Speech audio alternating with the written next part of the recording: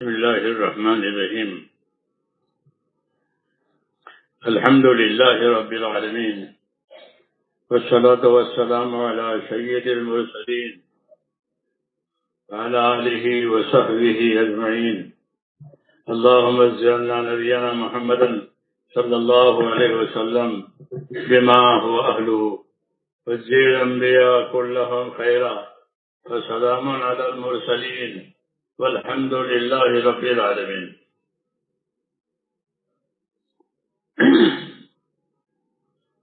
صحابہ رضی اللہ تعالیٰ عنہ کے ارشادات اور ان کے ملفوظات جو ہے وہ حضرت رحمت اللہ علیہ نے حیات الصحابہ میں لکھے. ان کے ارشادات، ان کے ملفوظات حیات الصحابہ میں ہیں، کیونکہ حیات الصحابہ جو ہے صحابہ رضی اللہ عنہ کی زندگی، اس کو اس لیے جاننا ضروری ہے کہ حیات صحابہ یعنی صحابہ کی زندگی جاننے سے نبی کی زندگی سمجھ میں آئے گی. کیونکہ ان حضرات نے آپ صلی اللہ علیہ وسلم کی صحبت میں اور آپ کی اطاعت میں زندگی گزاری ہے. خالی ساتھ نہیں رہے ہیں، پیچھے پیچھے چلے، جیسے لوگوں کہتے ہیں بزرگ کے پیچھے سے چلے. ایسا نہیں ہے، بلکہ انہوں نے آپ کا ساتھ بھی دیا ہے اور آپ کے کام میں آپ کے مددگار بنے ہیں اور آپ سے تعلیم بھی لی ہے. ہاں، یہ ان کی خوبی ہے. اس لیے ان کے اندر ایک خاص قسم کی زندگی پیدا ہوئی ہے. اس لیے وہ یہ کہتے تھے لوگوں سے کہ کونوا مصابیح الہدی، یہ لوگوں ہدایت کے چراغ بنو، ہدایت کے چراغ بنو، کیونکہ چراغ جو ہے وہ ہر طرف روشنی پھیلاتا ہے. ہاں، تو چراغ بننے کا مطلب یہ ہے کہ اپنے آپ کو ایسے بناؤ کہ تمہاری وجہ سے لوگوں کو صحیح راہ ملے، زندگی کا مقصد سمجھ میں آئے. کیونکہ زندگی کا مقصد دنیا میں آنے کے بعد اوجھل ہو جاتا ہے. ہاں، یاد ہی نہیں آتا کہ مجھ کو اللہ نے کیوں پیدا کیا ہے. جی ہاں، یہ بات یاد نہیں آتی کہ مجھ کو اللہ نے کیوں پیدا کیا ہے. اس لیے زندگیاں جو ہے وہ مقصد سے ہٹ جاتی ہے. تو جو چیز جس کام کے لیے بنی ہو اس میں استعمال ہو تب تو ٹھیک ہے، لیکن اس میں استعمال نہ ہو تو پھر وہ خسارہ ہے، نقصان ہے کہ جس کام کے لیے چیز بنی تھی اس میں استعمال نہیں ہوئی. اس لیے دین کی دعوت، دین کی تعلیم، دین کی رہبری مقصد حیات کی طرف ہوتی ہے. کیونکہ دو چیزیں ہوتی ہیں، ایک مقصد حیات، ایک ضرورت حیات، ایک راحت حیات. بہت سی چیزیں ہیں یہاں آدمی کے سامنے. ضرورت حیات کہ زندگی کی ضرورتیں، ہاں، تو وہ ضرورتیں روز روز پیدا ہوتی ہے. اس ضرورتیں کے پوری ہونے سے پھر راحت ملتی ہے. یہ قاعدہ ہے. اس لیے زندگی کا روگ اپنی ضرورتوں کی طرف چلا جاتا ہے. جی ہاں، اور جو اصل مقصد ہے وہ رہ جاتا ہے. تو اس کی وجہ سے ایک تو غفلت پیدا ہوتی ہے اور ایک جہالت میں زندگی گزرتی ہے. جی ہاں، جہالت کس کو کہتے ہیں؟ جہالت اس کو کہتے ہیں، یہ نہیں کہ جس کو لکھنا پڑھنا نہ آئے وہ کیوں نہیں، وہ نہیں. جہالت کہتے ہیں اپنے اوپر جو حقوق ہیں اس سے بے خبر ہونا. جو اپنے اوپر کے حقوق سے بے خبر ہے وہ جاہل ہے. چاہے میں دنیا بھر کی ڈگریاں ہو تو وہ الگ ہے، وہ دوسرے کام کے لیے ہے. لیکن جہالت جو دور ہوگی وہ حقوق کی پہچان سے ہوگی. اس کے ذمے یہ جاننا ضروری ہے کہ میرے ذمے کیا حق ہے.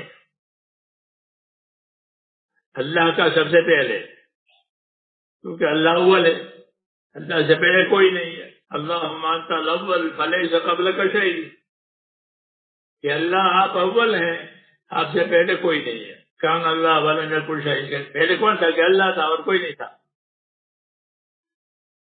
تو اولیت اللہ کی ذات کو ہے. اس لیے پہلا حق کس کا ہے؟ کہ سب سے پہلا حق جو ہے وہ اللہ کا. ہاں، کیونکہ جب تک حقوق کی معرفت اور پہچان نہیں ہوگی اس کو جاہل کہا جائے گا. ہاں، دین میں جاہل وہ ہے جس کو حقوق کی خبر نہ ہو. اس لیے کہ دنیا دار الحقوق ہے، کہ یہ حقوق ادا کرنے کی جگہ ہے. آخرت بدلہ پانے کی جگہ ہے، یہ طریقہ ہے. اس لیے یہاں حقوق جاننا ضروری ہے. اس لیے حضور صلی اللہ علیہ وسلم سب سے پہلے اللہ کے حق کی تعلیم دیتے ہیں. اللہ کا کیا حق ہے؟ یا معاذ تقری ماذا حق اللہ، معاذ آپ کو معلوم ہے اللہ کا کیا حق ہے؟ انہوں نے کہا اللہ و رسول عالم، مجھے تو معلوم نہیں، اللہ رسول جانتے ہیں. ہاں، فرمایا اللہ کا حق یہ ہے کہ اسی کی عبادت کی جائے گی اور اس کے ساتھ کسی کو شریک نہیں کیا جائے گا. تو یہ مثال ہے کہ یہاں حقوق ہے، حقوق کی تعلیم ہے. کہ سب سے پہلا حق، کہ سب سے پہلا حق جو پہلا ہے اس کا پہلا ہے. تو اللہ پہلا ہے، اس لیے پہلا حق، کہ پہلا حق اللہ کا ہے، اور وہ حق یہ ہے کہ اس کی عبادت کی جائے. یعنی اپنے آپ کو اللہ کا بندہ بنا کر زندگی گزاری جائے. ہاں، کہ میں اللہ کا بندہ ہوں، میرا اور اللہ کا تعلق بندگی کا ہے. اللہ سے اور کوئی تعلق نہیں ہے، بندگی کا تعلق ہے، عبادت کا تعلق ہے، کوئی رشتے داری نہیں ہے. جو اس تعلق میں جتنا پکا ہوگا اتنا وہ اللہ کو پیارا ہوگا.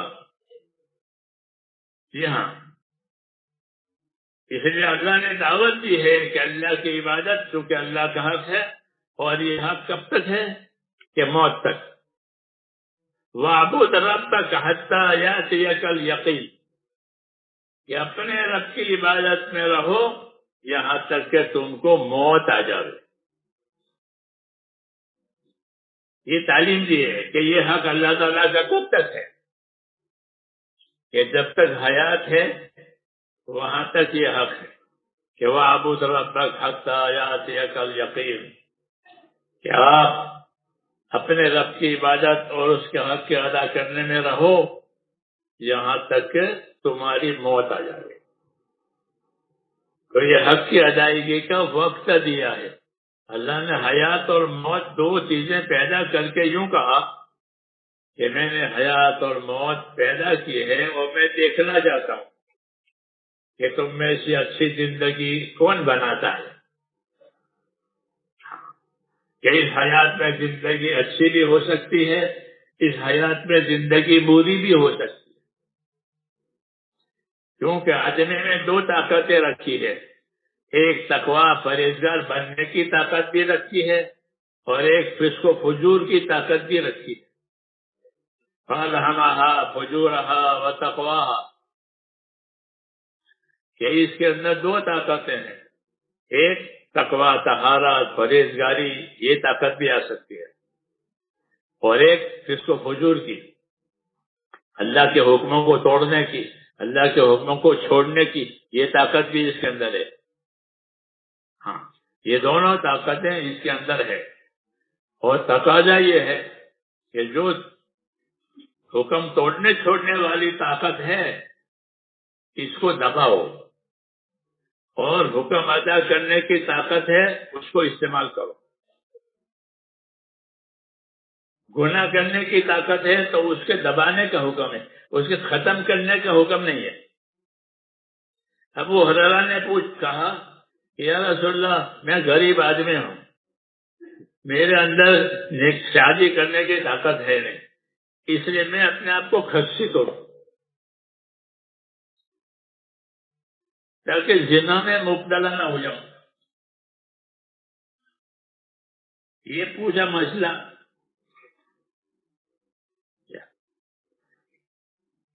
تو آپ نے اس کی اجازت نہیں دی اور فرمایا تمہارے مقدر میں زنا ہے وہ تو ہو کے رہے گا.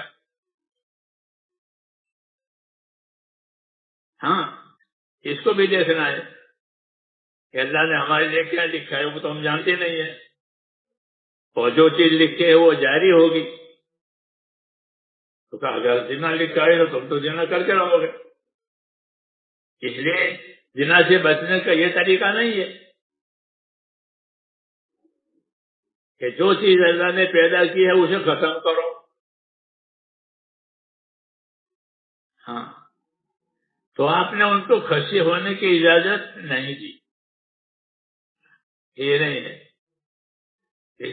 کہ گناہ کی طاقتوں کو ختم کرنے کے ہم پابند نہیں ہیں، بلکہ گناہ کی طاقتوں کو دبا کر کے ایمان اور اطاعت کی طاقتوں کو بڑھانے کی ہے ہم پابند ہیں. جیسے روزہ ہے تو روزہ میں کیا ہے کہ کھانے پینے کی خواہش کی طاقت کو دبا دیا ہے اور جو حکم ہے اس کو پورا کیا ہے. ثم اتموا الصیام الی اللیل، پھر اپنے روزے جو ہیں رات تک پورے کرو، یعنی مغرب تک لے جاؤ. مغرب سے رات شروع ہو جاتی ہے تو اللہ نے کہا کہ اپنا روزہ مغرب تک یعنی رات تک پورا کرو. یہ مثال ہے کہ طاقت ختم کرنے کے لیے نہیں دی ہے بلکہ طاقت دبانے کے لیے دی ہے، کہ جو طاقت مخالف ہے اس کو اپنے آپ کو اسے دباؤ. ہاں، اور اس کے دبانے کے لیے ایک تو ایمان کی طاقت ضروری ہے. ہاں، ایمان میں طاقت ہوگی تو حرام سے بچے گا، ایمان میں طاقت نہیں ہے تو حرام سے بچنا آسان نہیں ہے. اس لیے ایمان کی دعوت بھی ہے کہ ایمان لاؤ اللہ پر، آخرت پر، اور پھر ایمان کے کام کرو. نام نہیں، ایمان کے کام کرو. تو جب آدمی ایمان لا کر ایمان والے کام کرے گا، یعنی اللہ کی عبادت، اللہ کے دین کی دعوت، اس کا سیکھنا سکھانا یہ کرے گا تو اس کے ایمان میں طاقت آئے گی. یہ قدرتی بات ہے. صحابہ کرام سے اللہ تعالیٰ نے یہ کام کروایا ہے، ایمان دے کر ایمان کے کام کروائے. ایمان کی دعوت، ایمان کی تعلیم، اس کی تبلیغ، اس کے لیے جان مال خرچ کرنا، جیسے اپنے کاروبار کے لیے جان مال خرچ کرتے ہو، محنت کرتے ہو، یہ بھی کرو. تو پھر تم خود دیکھو گے کہ ایمان میں طاقت آئی ہے. جو کام پہلے نہیں چھوٹتے تھے وہ چھوٹ جائیں گے، اور جو کام پہلے نہیں ہوتے تھے وہ ادا ہو جائیں گے. ایمان میں یہ طاقت ہے. جی ہاں، کہ ایمان کی دعوت لے کر کے پھرو، ایمان کے اعمال پر اپنے آپ کو پابند کرو کہ ایمانی اعمال سے ایمان کو پانی ملے گا. چنانچہ آدمی سنت شریعت پر جتنا پابند رہے گا اتنا اس کے ایمان میں طاقت آئے گی. تو پابندی کے لیے سنت شریعت دی ہے کہ سنت کیا ہے، شریعت کیا کہتی ہے زندگی گزارنے کے لیے.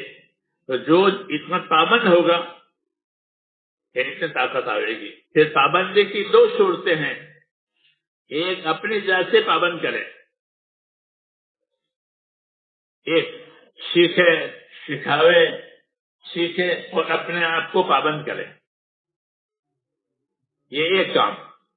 دوسرا کہ اپنا سیکھا ہوا دوسروں کو سکھاوے. ہاں، دوسروں کو خالی نہ چھوڑے بلکہ دوسروں کو سکھاوے، دوسروں کو دعوت دے. تو دوسروں کو دعوت دے گا، دوسروں کو سکھائے گا، اس کو نصرت کہتے ہیں.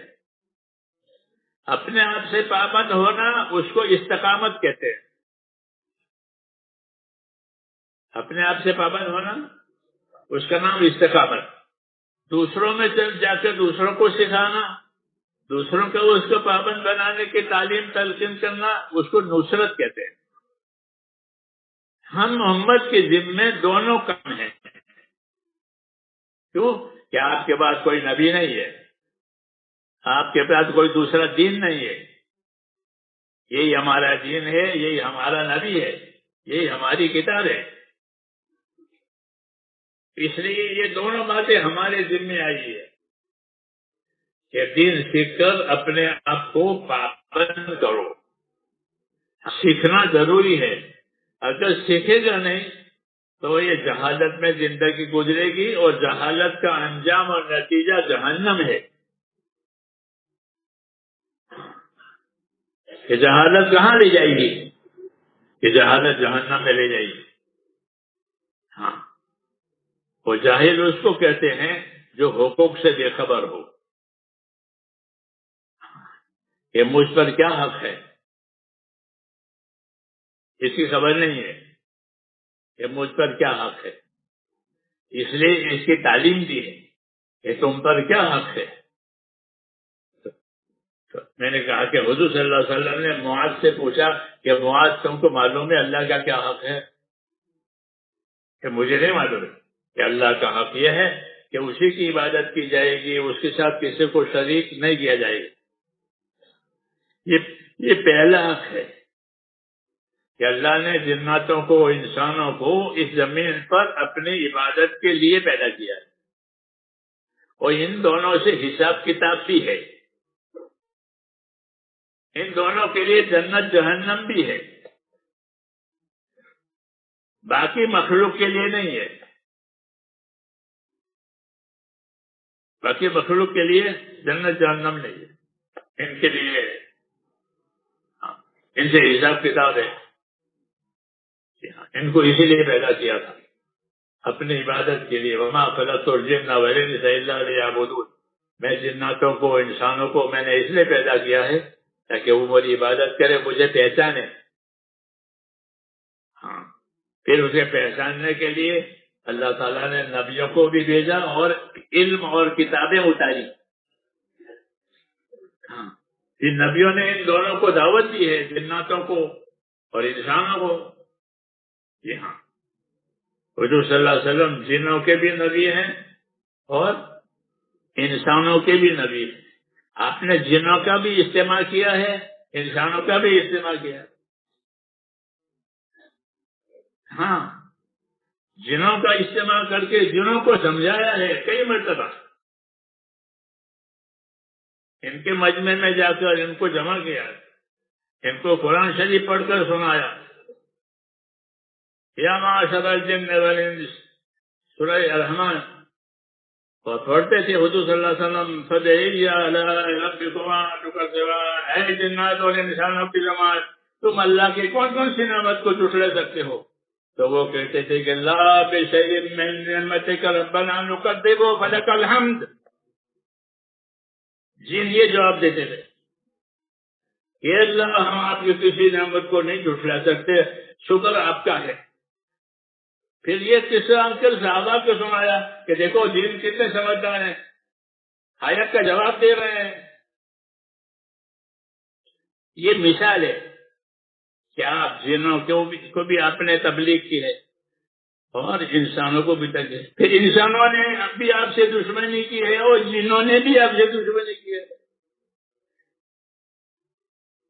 ہاں، یہ بھی مسئلہ ہے کہ جنات بھی دشمنی کرتے تھے، آپ کو ہلاک کرنے کی کوشش کرتے تھے، جیسے انسان آپ کو ہلاک کرنے کی کوشش کرتے تھے، آپ کے خلاف دعوت کرتے تھے، یہ بھی کرتے تھے.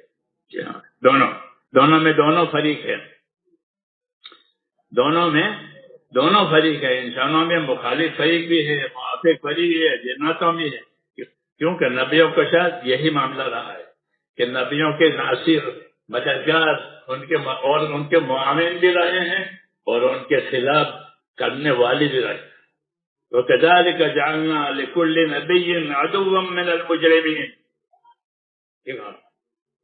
کہ ہر زمانے میں مجرم لوگ نبیوں کی دشمنی کیا کرتے، تو نبیوں کے ساتھ دشمنیاں بھی ہوئی ہے، نبیوں کے ساتھ نصرت بھی ہوئی ہے، دنیا ہے، یہ باتیں سنائی ہے ہم کو اور بتائی ہیں، اور تاکہ دونوں راستے واضح ہو جائیں کہ ہمارے ذمے کیا ہے۔ تو میرے بھائیوں، ہمارے ذمے اللہ تعالیٰ کو، اس کے رسول کو اللہ رسول مان کر اپنے آپ کو اپنے دین کا جان کر سیکھ کر پابند کرنا ہے، دیکھا دیکھی نہیں بلکہ سیکھو، پوچھو، معلوم کرو اور پھر اپنے آپ کو اس کا پابند کرو۔ یہ دونوں باتیں، سیکھو اور سیکھ کر کے پابند ہونا، اس کو استقامت کہتے ہیں کہ اپنے دین کے پابند بنو، سیکھ کر سمجھ کر، تاکہ وہ پابندی صحیح ہو جائے۔ جیسے دنیا کے کاموں کو سیکھ کر سمجھ کر کرتے ہیں، بے سیکھے کوئی گاڑی چلانے بیٹھ جاتا ہے، دیکھا دیکھی وضو کرنے بیٹھ جائیں گے کہ وضو میں کتنی سنتیں ہیں، کتنے مستحب ہیں، کتنے مکروہ ہے، کچھ کیوں ایک آدمی کو وضو کرتے ہوئے دیکھا بیٹھتے ہیں؟ ایسا نہیں ہے، بلکہ یہ دنیا کے کاموں کو سیکھتے ہیں، دنیا کے ہنر اپنی ضرورتوں کے لیے، ایسے اپنے کامیابیوں کے لیے دین سیکھو۔ ہاں، اللہ نے دین پورا اتار دیا ہے، ہاں، اسے اپنی دینداری کو صحیح بتانے کے لیے، صحیح کرنے کے لیے اپنا دین سیکھنا پوچھنا ضروری ہے۔ جو چیز فرض ہے اس کا سیکھنا پوچھنا فرض ہے، جو چیز حرام ہے اس سے بچنا فرض ہے۔ جی ہاں، یہ دونوں، اس سے ہوگی آدمی میں دینداری، اور دینداری ایک ایسی ذمہ داری ہے کہ وہ موت تک ہے۔ نماز تو 5 ٹائم ہے، جی ہاں، ایسی جگہ، لیکن دینداری، کہ دینداری موت تک، یہ دیندار کب تک رہو گے کہ وَلَا تَمُوتُنَّ إِلَّا وَأَنْتُمْ مُسْلِمُونَ، خبردار یاد رکھو تمہاری موت اس حال میں آوے کہ تم مسلم ہو، یعنی اللہ کی بات مانتے مانتے مرو۔ یہاں تک اس کی حد ہے، وَلَا تَمُوتُنَّ إِلَّا وَأَنْتُمْ مُسْلِمُونَ، خبردار تمہاری موت اس حال میں آوے کہ تم اللہ کی بات مانتے مانتے مر جاؤ۔ یہ دین کا تقاضا ہے، جی ہاں، اس لیے حضرت عمر فرماتے تھے کہ جیسی زندگی گزارو گے ویسے مرو گے۔ ہاں، زندگی گزارنا یہ کامیابی کا پہلا قدم ہے کہ زندگی کس طرف جا رہی ہے، یہ دیکھو کہ دین کی طرف جا رہی ہے کہ بے دینی کی طرف جا رہی ہے۔ بے دینی کی طرف بھی زندگی جائے گی، کیوں کہ دنیا کے اسباب آدمی کو کھینچتے ہیں اپنی طرف۔ ہاں، دنیا کی زینت، دنیا کے اسباب، یہ آدمی کو اپنی طرف کھینچتے ہیں، اس کے اندر یہ تاثیر رکھتی ہے کہ وہ کھینچے اپنے اندر۔ ہاں، تو ایمان میں کمزوری ہوگی تو وہ اسباب کھینچ لیں گے اپنی طرف، اور ان اسباب سے وہ فائدہ اٹھائے گا ناجائز طریقے سے۔ ہاں، ایمان میں جب قوت نہیں ہوگی تو اسباب سے ناجائز طریقے سے فائدہ بھی اٹھائے گا اور ناجائز طریقے سے حاصل بھی کرے گا۔ ہاں، اپنے لیے اسباب ناجائز طریقے سے حاصل کرے گا اور ناجائز طریقے سے فائدہ اٹھائے گا۔ یہ دونوں باتیں ہوگی، اور یہ کہ ایمان کی کمزوری کی وجہ سے کہ ان کے اندر اتنا ایمان نہیں پیدا ہوا کہ جو اندر سے ان کو ڈراوے. اس لیے اللہ تعالیٰ نے ایمان کی محنت ہم پر لگائی ہے کہ ایمان کی محنت کرو، لوگوں کو ایمان آخرت کی دعوت دو، لوگوں کے ایمان آخرت کی تلقین کرو. ہاں، اگر یہ کرو گے تو تم بچو گے.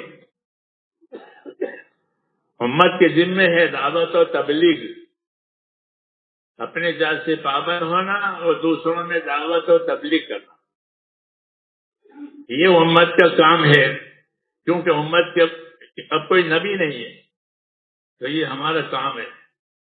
یہ کام جتنا مضبوط ہوگا اتنے ان میں مضبوطی آئے گی.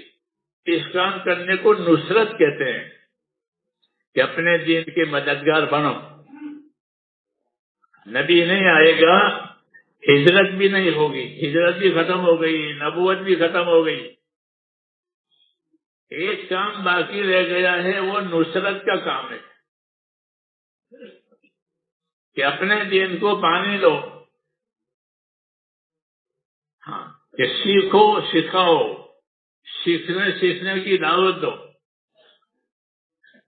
تو جتنے کام ہو رہے ہیں وہ سب نصرت کے کام ہیں. ہاں، سیکھنا، چاہے مدرسے میں سیکھیں، چاہے کسی کی صحبت میں سیکھیں، چاہے چل پھر کر سیکھیں. سیکھنا ضروری ہے، پھرنے سے کام نہیں بنے گا.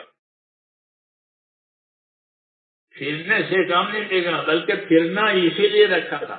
امت کو حضور نے حرکت دی تھی. جیسے چکی کو حرکت دیتے ہیں، کھیت میں ہل کو حرکت دیتے ہیں، کھیت میں ہل چلتا ہے، گھر میں چکی چلتی ہے، تو چکی خالی تھوڑی چلانی ہے، اور ہل خالی چلانا ہے، تو پھر کیسے چلانا ہے؟ کہ اپنی چکی کو دانے کے ساتھ چلاتا ہے. تو پھر ایک طرف دانا ہوتا ہے، دوسری طرف آٹا ہوتا ہے. تو اپنی حرکت کو کیسے کرنے ہے کہ اپنی حرکت کو علم و ذکر کے ساتھ کرو. یہ علم و ذکر خالی تبلیغ جماعت کے لیے نہیں ہے، علم و ذکر تو پوری امت کے لیے ہے. ہاں، تبلیغ جماعت کے کام کے ذریعے سے اس کو اجاگر کیا ہے کہ زندگی علم و ذکر پر آ رہے. علم و ذکر کی ایسی ضرورت ہے جیسے ریل کو پٹری کی ضرورت. پٹری کے بغیر ریل چلا سکتے ہو کہ نہیں چلا سکتے؟ ریل چلانی ہے تو علم و پٹری لاؤ. کہ زندگی صحیح بنانی ہے تو علم و ذکر پیدا کرو. ہاں، کہ اللہ نے اپنے دین پر چلانے کے لیے علم اتارا ہے. وَعَلَّمَكَ مَا لَمْ تَكُنْ تَعْلَمْ وَكَانَ فَضْلُ اللَّهِ عَلَيْكَ عَظِيمًا. اے نبی، اللہ نے آپ کو تعلیم دی ہے، اللہ نے آپ کو علم دیا ہے، ان باتوں کا علم دیا جو بات آپ جانتے نہیں تھے. امت کی رہبری کے لیے آپ کو اللہ نے علم دیا ہے. اپنے اللہ کے حقوق ادا کرنے کے لیے اللہ نے آپ کو علم دیا ہے، آپ پہلے نہیں جانتے تھے. تو علمک ما لم تکن تعلم، اللہ نے آپ کو ان باتوں کی تعلیم دی ہے جو آپ نہیں جانتے تھے. اور اللہ کا فضل اور کرم آپ پر بہت زیادہ ہے کہ اللہ نے آپ کو علم دیا ہے، اور علم کے ذریعے سے آپ کو پوری انسانیت اور تمام جناتوں کا رہبر بنایا ہے. تمام انسانوں کا اور تمام جنوں کا رہبر بنایا ہے کہ آپ سب کے رہبر ہیں. حضور صلی اللہ علیہ وسلم سب کے لیے رہبر ہے، اور آپ کا رہبر قرآن کریم ہے. حضور صلی اللہ علیہ وسلم سب کے رہبر ہیں، اور آپ کا رہبر کیا؟ آپ کا رہبر قرآن کریم ہے. کوئی بات ہوتی تھی تو قرآن اترتا آپ کی رہبری کے لیے. تو مولانا الیاس صاحب کہتے تھے کہ آپ صلی اللہ علیہ وسلم سب کے رہبر ہیں، اور آپ کا رہبر قرآن کریم. وہ یہ کہہ رہے ہیں وَعَلَّمَكَ مَا لَمْ تَكُنْ تَعْلَمْ وَكَانَ فَضْلُ اللَّهِ عَلَيْكَ عَظِيمًا. کہ آپ پر اللہ کا فضل بہت زیادہ ہے کہ آپ کو اللہ نے وہ باتیں سکھائی ہیں جو آپ نہیں جانتے تھے. ہاں، تو قرآن شریف اترا ہے علم کی شکل میں. جی ہاں، اور اس کی روشنی میں آپ سب کی رہبری کر رہے ہیں، وہ یہی صحیح طریقہ ہے کہ زندگیوں کو علم پر لایا جائے. ہاں، زندگیوں کو علم دین پر لایا جائے. جب زندگیاں علم دین پر ہوگی تو اس کو علم کا حق معلوم ہوگا، دین کا حق معلوم ہوگا. اور علم ہی نہیں ہوگا تو نابینا ہے، وہ اندھا ہے، اسے کچھ پتہ نہیں کیا حق ہے. وہ تو اپنی راحت ضرورت میں زندگیاں گزر جائے گی. ہاں، اس لیے دعوت دی ہے کہ اپنا دین سیکھو، پوچھو اور اپنے آپ کو اس کا پابند کرو، اور پھر خود پابند ہو کر اپنے دین کے مددگار بنو. ہاں، یہ ہے اپنے دین کے مددگار بنو کہ دین کو دنیا میں جگہ ملے. ورنہ لوگوں نے دین کی جگہ پر قبضہ کر لیا ہے، اب دین کے لیے جگہ نہیں ہے. تاجروں نے تجارت میں سے نکال دیا، زمینداروں نے زمینداری میں سے دین نکال دیا، مزدوروں نے مزدوروں میں سے نکال دیا، حاکموں نے حکومت میں سے دین نکال دیا. جی ہاں، یہ اب دین کی کوئی جگہ نہیں رہی. جی ہاں، یہ چار طبقے تھے زندگی گزارنے کے: حکیموں کا طبقہ، زمینداروں کا طبقہ، مزدوروں کا طبقہ، اور چوتھا کون سا؟ تاجروں کا طبقہ. یہ چار طبقے زندگی گزارتے ہیں. کوئی مزدور ہوگا، کوئی تاجر ہوگا، کوئی زمیندار ہوگا، کوئی حاکم ہوگا، پانچواں نہیں ہے. تو ان سب کے لیے دین آیا. ہاں، تاجروں کو تجارت کا دین دیا، اس کے فضائل بتائے، اس کے مسائل بتائے. مزدوروں کو مزدوروں کا دین دیا، اس کے فضائل بتائے، اس کے مسائل بتائے. حضرت یہ سمجھاتے تھے کہ زمینداروں کو زمینداری کا دین دیا، اس کے فضائل بتائے، اس کے مسائل بتائے. حکیموں کو حکومت کا دین دیا، اس کے فضائل بتائے، اس کے مسائل بتائے، تاکہ وہ مسائل کے ذریعے طریقہ معلوم کرے اور فضائل کے ذریعے سے ان طریقوں پر چلنے کا اپنے اندر یقین پیدا کرے کہ اس طریقے پر عمل کرو گے تو یہ ملے گا، اس طریقے پر کرو گے تو یہ ملے گا.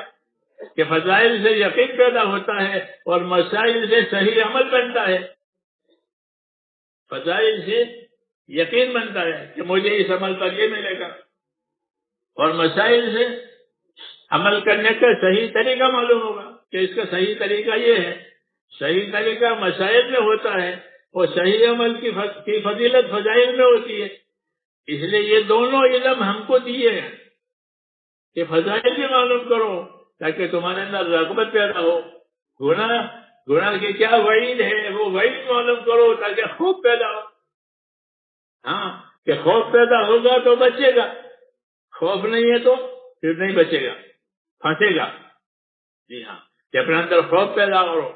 تو خوف پیدا کرنے کے لیے وعیدیں آئی، شوق پیدا کرنے کے لیے اللہ کے وعدے آئے. ہاں، اور عمل صحیح کرنے کے لیے طریقے آئے. اس کو دین کہتے ہیں، اور یہ چیز ہونا ضروری ہے.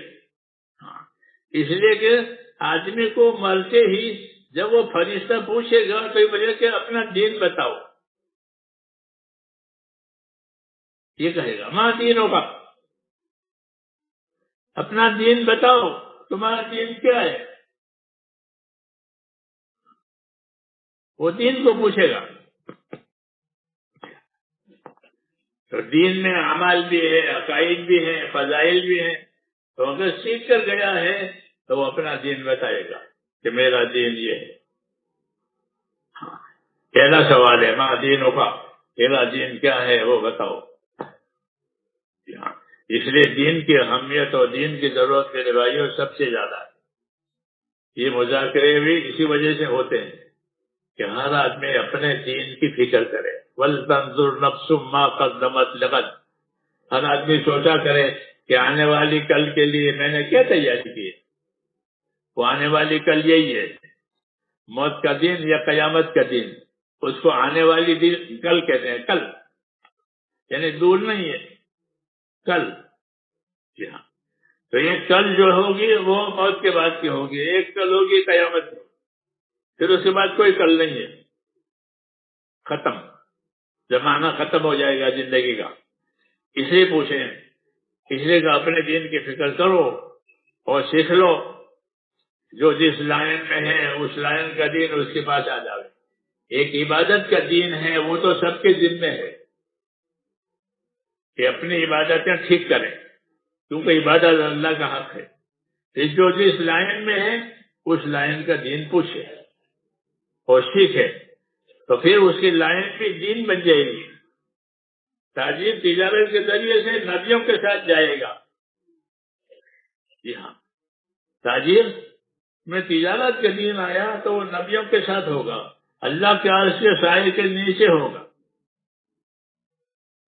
کیوں کہ بات تجارت کے لیے زمیندار کا دین ہے، زمینداری ہے، تو اس کی زمین کی وجہ سے اس کی آخرت بنے گی کہ اس کی زمینداری میں دین ہے۔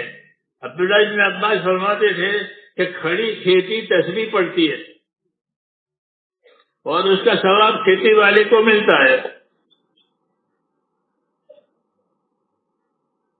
کھیتی کی فضیلت ہے کہ کھڑی کھیتی، ہاں، کہ وہ تسبیح پڑے گی، کیونکہ ہر چیز تسبیح پڑتی ہے، کہ کھڑی کھیتی تسبیح پڑے گی اور اس کا ثواب کھیتی والے کو۔ اور چور چوری کر گیا، گنا توڑ گیا، جانور اندر سے چر گیا اور نقصان کیا چوروں نے، جانوروں نے، کہ نقصان جو آیا ہے اس کے جواب میں اللہ اس کو صدقے کا ثواب دیں گے۔ چور تو چوری کر کے حرام کے راستے سے لے گیا، لیکن اس کو صدقے کا ثواب ملے گا۔ یا کوئی جانور چر گیا کہ اس کو صدقے کا ثواب ملے گا۔ یہ فضائل ہیں،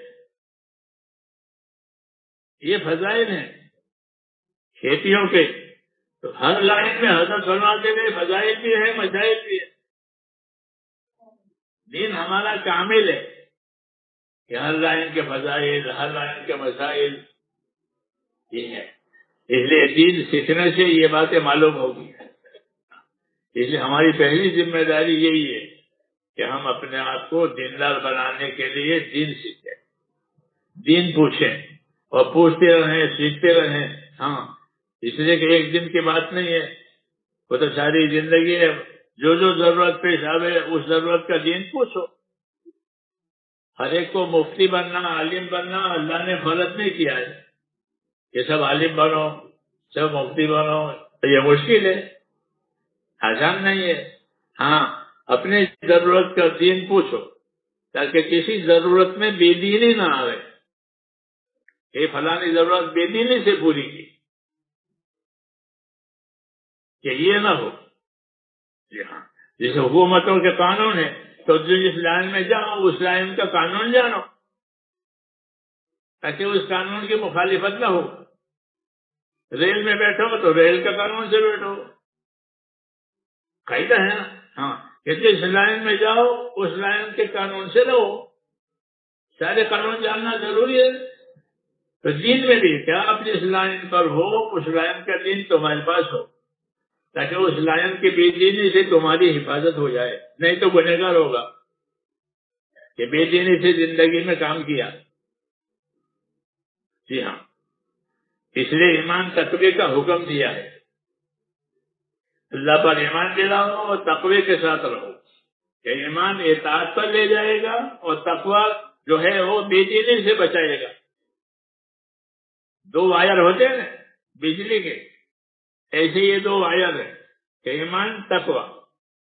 ایمان کہ اللہ کی اطاعت پر لے جائے گا اور تقوی کہ وہ نافرمانی سے بچائے گا۔ تقوی اللہ کے خوف کو کہتے ہیں کہ اللہ کا خوف ہوگا تو نافرمانی سے بچے گا، اللہ پر یقین ہوگا تو اللہ کی اطاعت کرے گا۔ تو ایمان میں یقین ہوتا ہے، تقوی میں خوف ہوتا ہے۔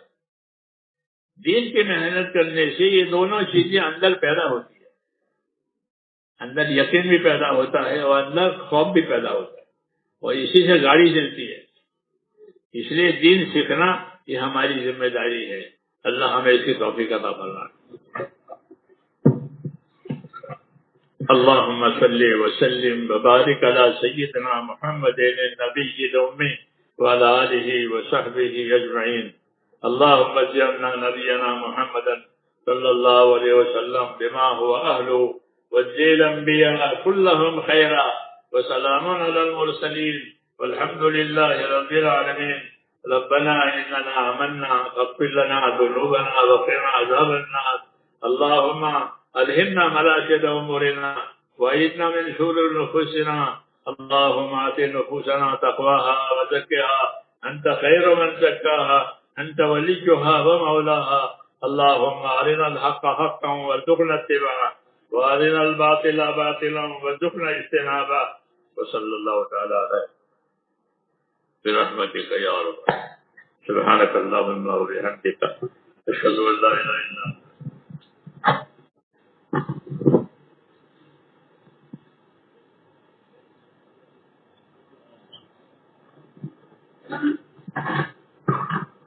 راستے کے لیے تشریف لے جائیں.